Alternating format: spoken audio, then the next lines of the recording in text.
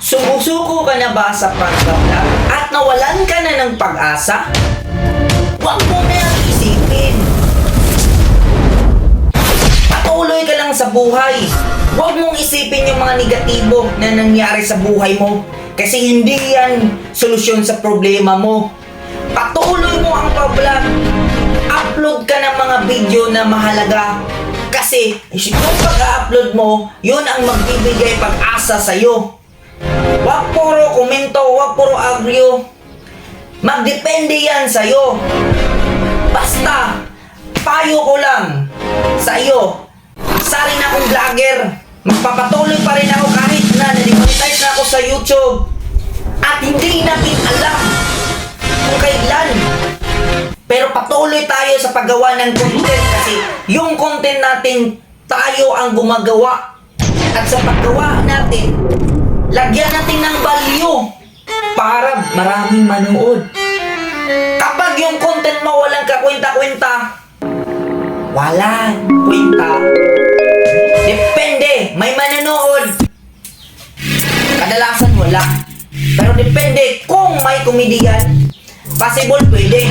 Pinaka-importante, kung mag-vlog ka o nasa sarili mo naman yan kung paano mo i-sustain. Pero isipin mo na makatulong ka sa ibang tao, yun lang ang pinaka-importante kapag nag-vlog ka. Hindi pwede yung wala kang ginagawa ng value.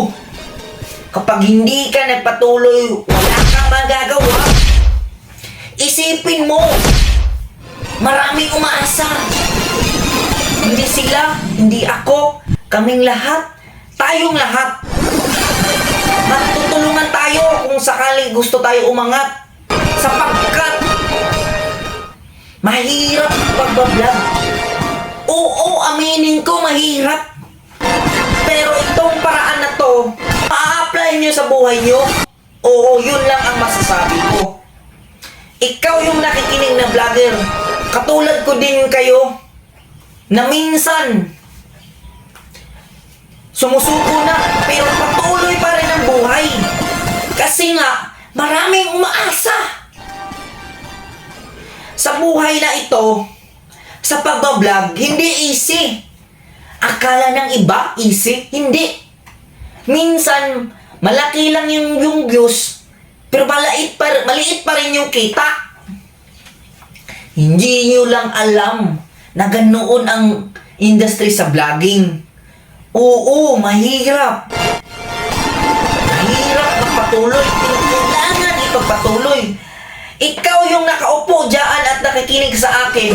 Kung ano ang sinasalita ko, dapat magpatuloy ka rin. Kasi ako nga, nagpatuloy ako kahit bagsak na ako sa lupa. Wala na. Wala na ang kita, na-demonetize pa ako. Pero hindi ibig sabihin na hindi ako magpapatuloy.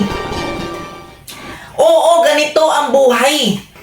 Maraming salamat sa mga nanonood at magkita-kita tayo sa susunod na video.